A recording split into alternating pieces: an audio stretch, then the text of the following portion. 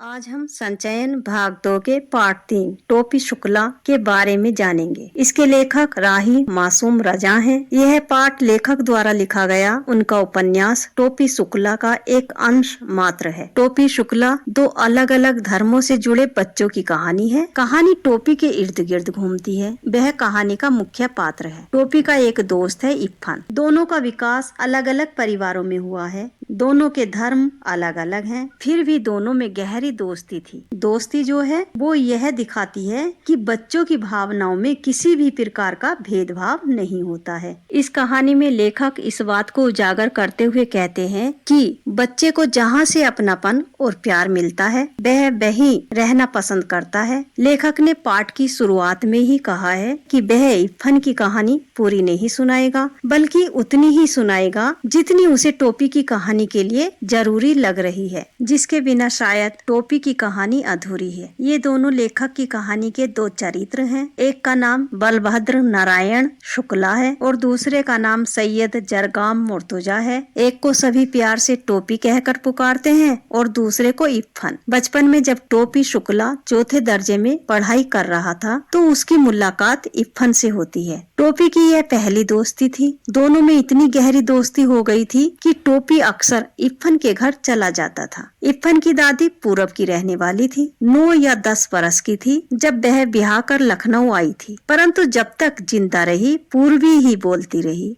लखनऊ की उर्दू तो उनके लिए ससुराल की भाषा थी। वो तो बस मायके की भाषा को ही गले से लगाए रही, क्योंकि इस भाषा के सिवाय इधर उधर कोई ऐसा नहीं था कि जो उनके दिल की बात समझता। जब बेटे की शादी के दिन आए तो गाने बजाने के लिए उनका दिल तड़प उठा। उन्हें गाने बजाने का शौक था, लेकिन मौलवी के घर में इन सब की मनाही थी। बेचारी दिल महसूस कर रह गई। हाँ, जब इरफान की छठी हुई तो उन्होंने जी भर कर जश्न मनाया, गाना बजाना किया। लेखक कहते हैं कि इरफान की दादी जो थी वो किसी इस्लामी या मौलवी की बेटी नहीं थी, बल्कि वह एक जमींदार की बेटी थी और खूब दूध घी खाती हुई आई थी। परंतु लखनऊ आते ही वह दही के लिए भी तरस गई थी, अर्थात उन्हें छोटी छोटी चीजों के लिए भी बहुत सोचना पड़ता था, क्योंकि मौलवी की आय जो थी वो सीमित थी। बस मायके जाती तो लपड़ सपड़ जी भर के खा लेती। लखनऊ आते ही उन्हें फिर मौलवीन बन जाना पड़ता।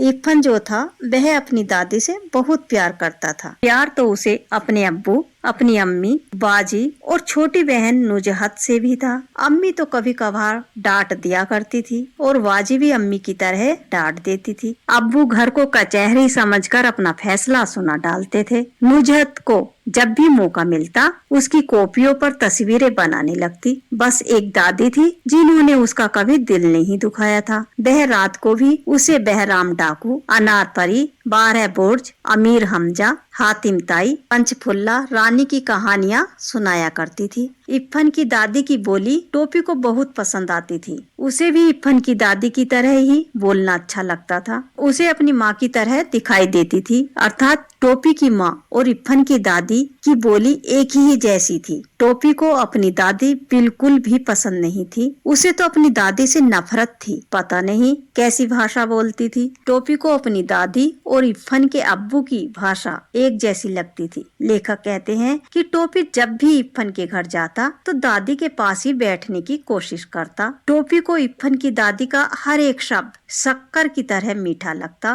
पके आम के रस को सुखाकर बनाई गई मोटी परत की तरह मजेदार लगता। तिल के लड्डू की तरह स्वादिष्ट लगता था। लेखक कहते हैं कि इरफान की दादी हमेशा इसी बात से टोपी से बात शुरू करती थी कि तुम्हारी अम्मा क्या कर रही हैं। पहले तो वो चकरा गया कि यह अम्मा क्या होता है, फिर वह समझ गया कि अम्मा माता जी को कहते हैं। यह शब्द उसे अच्छे लगे। अम्मा, अब्बू, बाजी। एक दिन तो गजब ही हो गया। उस दिन ऐसा हुआ कि बैंगन का भुर्ता टोपी को कुछ ज्यादा ही अच्छा लगा। टोपी की माँ रामदुलारी जो थी वह खाना परोस रही थी। टोपी ने कहा, अम्मी जरा बैंगन का भुर्ता। इतना ही कहा था, बस मेज पर जितने हाथ थे रुक गए, जितनी आंखें थी वो टोपी के चेहरे पर जम गई। अम्मी, यह शब्द इस घर में कैसे आया? परंपराओं की जो दीवार थी वो हिल गई। दादी गरज कर बोली, ये अम्मी कहना तुमको किसने सिखाया? सुभद्रा देवी जो है वो टोपी की दादी है। टोपी ने कहा, ये हम इफ्फन से सीखे। सुभद्रा देवी तो उसी वक्त मेज से उठ गई। उस दिन टोपी की बड़ी दुर्गति हुई। फिर राम दुलारी ने टोपी को बहुत मारा। टोपी की माँ एक ही बात बार बार बोल रही थी कि वह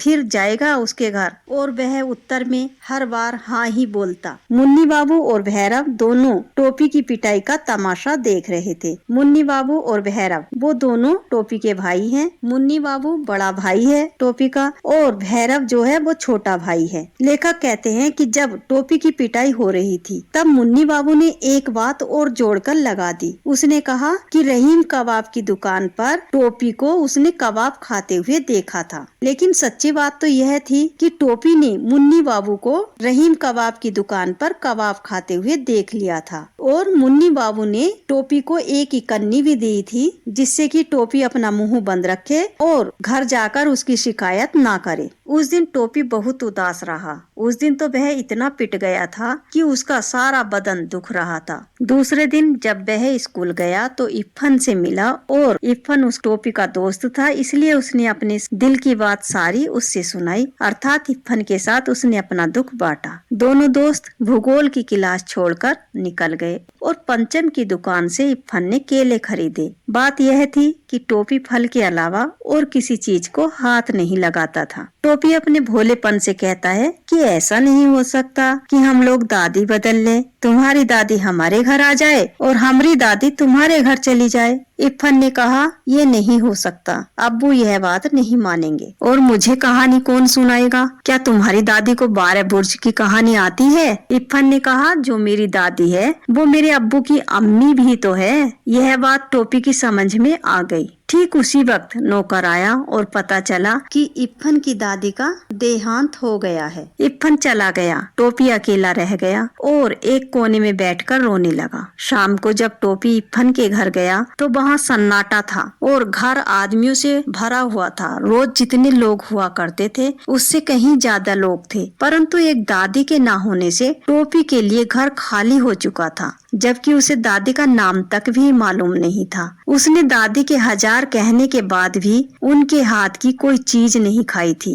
लेकिन उसका दादी से गहरा संबंध बन गया था, आत्मीयता का संबंध। प्रेम इन बातों का पाबंद नहीं होता। दोनों अपने अपने घरों में अजनबी और भरे घर में अकेले थे, क्योंकि उन दोनों को समझने वाला उनके घर में कोई नहीं था, और दोनों ने एक दूसरे का अकेलापन जो था वो दूर कर दिया था। टोपी ने इफ्फन को धीरज बंधाते हुए कहा कि तेरी दादी की जगह मेरी दादी मर गई होती तो ठीक होता। इफ्फन ने कोई जवाब नहीं दिया, क्योंकि उसे इस बात का जवाब आता ही नहीं था। दोनों दोस्त चुपचाप रोने लगे। टोपी ने 10 अक्टूबर सन 45 को कसम खाई कि अब वह किसी ऐसे लड़के से दोस्ती नहीं करेगा जिसका बाप ऐसी नौकरी करता हो जिसमें बदली होती हो। लेखक कहते हैं कि 10 अक्टूबर सन 45 का वैसे तो कोई महत्व नहीं है, परंतु टोपी के लिए यह तारीख बहुत महत्व की है, क्योंकि इसी तारीख को इफ्फन के पिता बदली पर मुरादाबाद चले गए थे। इफ्फन की दादी के मरने के थोड़े ही दिन बाद उनका तबादला हुआ था, इसलिए टोपी और भी अकेला हो गया था। इफ्फन के जाने के बाद टोपी शुक्ला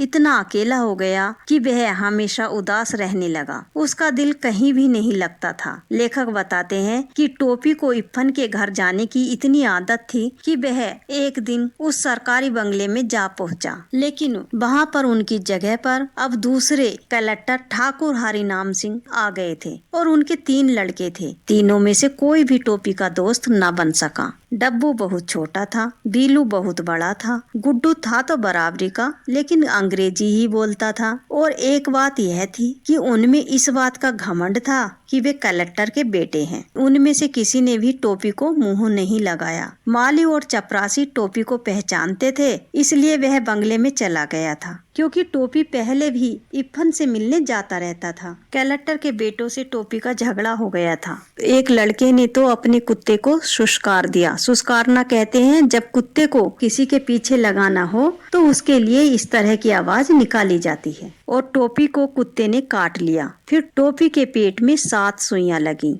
अब टोपी की भी समझ में आ गया था कि वे उसके दोस्त नहीं हैं। अब टोपी क्या करे? वह अपने भरे पूरे घर में अकेला हो गया था। घर में ले देकर एक बूढ़ी नौकरानी सीता थी, जो उसका दुख दर्द समझती थी, तो वह उसी के पल्लू में चला गया। और सीता की छाया में जाने के बाद उसकी आत्मा भी छोटी हो गई। मतलब टोपी भी सीता की तरह अपने आप को सबसे कम और सबसे अलग समझने लगा। सीता को घर के छोटे बड़े सभी उसको डांट दिया करते थे, और टोपी को भी घर के छोटे बड़े सभी डांट दिया करते थे। जाड़ों के दिन थे। मुन्नी बाबू को नया कोट मिला और भैरव के लिए भी, लेकिन टोपी को मुन्नी बाबू का कोट मिला। कोट जो था वह बिल्कुल नया ही था। मुन्नी बाबू को पसंद नहीं आया था, फिर भी बना तो उनके लिए ही था, पर था तो उतरा नहीं। टोपी ने उसी वक्त वह कोट दूसरी नौकरानी केतकी के बेटे को दे दिया। नौकरानी का बेटा तो खुश हो गया। अब नौकरानी के बच्चे को दी जाने वाली चीज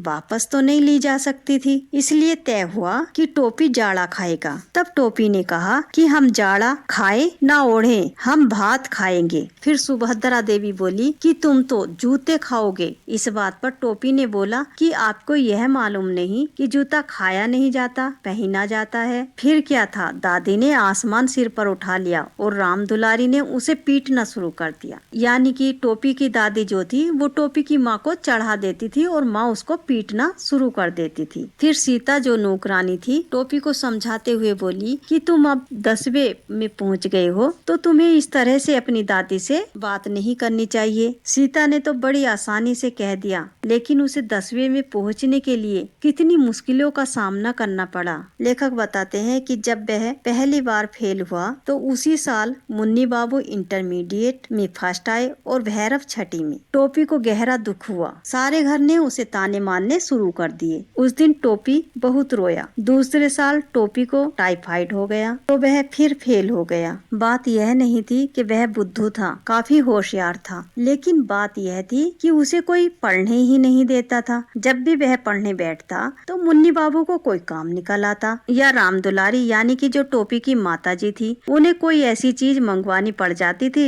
जो नौकरों से नहीं मंगवाई जा सकती थी। यह सब कुछ होने के बाद पता चलता कि भैरव ने उसकी कॉपियों के हवाई जहाज उड़ा डाले हैं। सन 49 में वह अपने साथियों के साथ ही था। वह फेल हो गया, साथी आगे निकल गए। सन 50 में उसे उन लड़कों के साथ बैठना पड़ा जो पिछले साल 8वें में थे। उस पर यह हुआ, मास्टर जी कमजोर लड़कों को समझाते तो उसकी मिसाल देते हुए कहते कि क्या मतलब, बलभद्र की तरह इसी दर्जे में टिके रहने का इरादा है। यह सुनकर सारा दर्जा हंस पड़ता। किसी न किसी तरह इस साल को वह झेल गया। हद तो जब हो गई जब उसे सन 51 में भी उसे 90 दर्जे में ही बैठना पड़ा। अब जो था वह 7वें वाले बच्चों के साथ बैठता तो वह उन सभी में अच्छा खासा बूढ़ा नजर आता। अब वह अपने भरे पूरे घर की तरह स्कूल में भी अकेला हो गया था। मास्टरों ने उसे नोटिस लेना बिल्कुल छोड़ दिया था। जब मास्टर कोई सवाल पूछते तो वह भी हाथ उठाता। तब एक दिन अंग्रेजी साहित्य के मास्टर साहब ने कहा,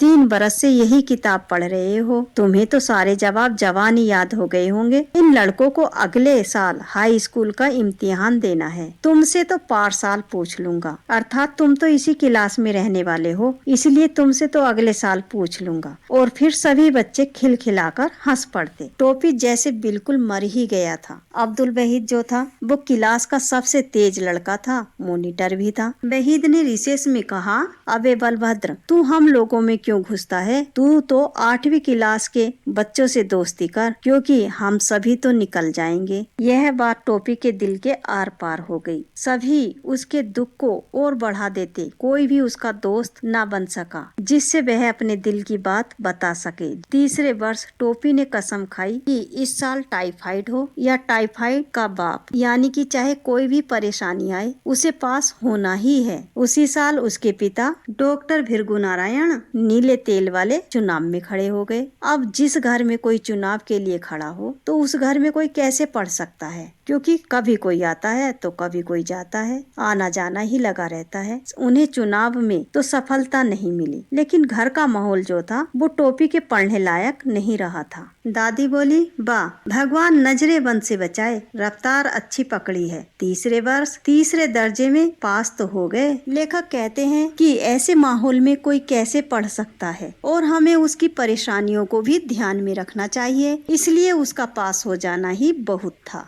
all the best. Thank you.